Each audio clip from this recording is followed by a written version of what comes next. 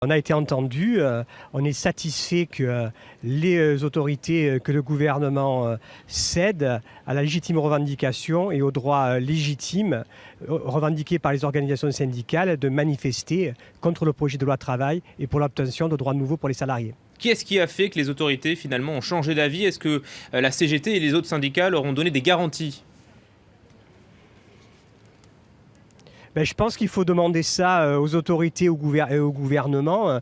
Nous avons été constants dans notre demande de manifester, constants dans notre volonté, notre responsabilité de sécuriser le parcours des participants, c'est-à-dire les amener correctement d'un point A à un point B, la sécurité et le maintien de l'ordre relevant des autorités, et notamment du ministre de l'Intérieur et du Premier ministre. Donc il faut leur demander, mais nous on est satisfaits qu'enfin le droit soit reconnu et puisse s'exercer à Paris, puisque les manifestations dans les autres villes de France étaient, elles, autorisées. Oui, parce qu'à l'origine de l'interdiction, il y avait donc ces violences le 14 juin dernier. Est-ce que la CGT et les autres centrales ont prévu de renforcer leur service d'ordre ?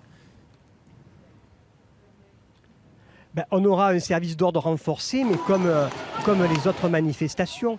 Encore une fois, les violences qui ont été commises ne sont pas le fait de manifestants, mais de casseurs clairement identifiés, étrangers à la manifestation et hors du cortège. Donc nous sécurisons les manifestants le long du parcours. Le parcours fera... Le rôle du maintien de l'ordre, de la sécurité relevant... Le parcours fera 1,6 km, 1,6 km, ça sera pratiquement finalement une manifestation statique ?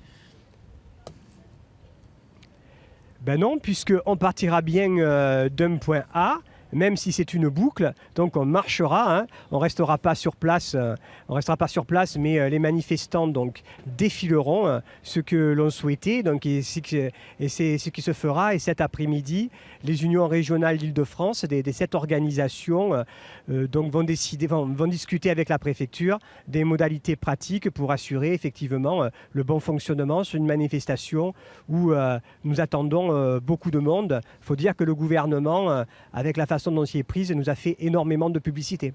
Fabrice Angéi, est-ce que les discussions vont reprendre sur la loi travail ? On n'en parle pratiquement plus du coup. Vous avez raison d'en parler, puisque nous on veut en parler. Et c'est pour ça qu'on maintient notre demande au président de la République de recevoir l'ensemble des organisations syndicales. C'est la seule voie pour une issue de la crise, pour une sortie de conflit, recevoir l'ensemble des organisations syndicales pour discuter, remettre à plat ce projet de loi travail et notamment la colonne vertébrale sur la primauté de l'accord d'entreprise, les licenciements économiques, le référendum d'entreprise, la question de la médecine du travail et des plans de maintien et de développement de l'emploi. Vous avez raison, il est temps qu'on parle du contenu du projet de loi travail. Et nous, ce que nous contestons, c'est bien ce contenu. Nous avons des propositions, nous voulons en discuter. Et il est temps que le président de la République, François Hollande, réponde favorablement à la lettre que nous lui avons adressée unitairement le 20 mai pour recevoir les organisations syndicales autour de propositions. Il y a des discussions de prévues ou vous appelez donc François Hollande à vous recevoir ? On appelle François Hollande à nous recevoir. On a écrit un courrier pour lequel nous n'avons pas de réponse. Les seules discussions que nous avons eues, ce sont celles avec la ministre du Travail, Myriam El Khomri, où on a pu échanger, argumenter. On n'a pas de réponse en retour, si ce n'est la déclaration de Manuel Valls à une radio le lendemain, à un journal le dimanche, qui disait « circuler, il n'y a rien à voir », qui le disait aux organisations syndicales, mais qui le disait aussi aux parlementaires. Fabrice Angéi, qu'on retrouvera donc demain dans les défilés parisiens. Merci beaucoup, secrétaire national de la CGT. Merci, monsieur.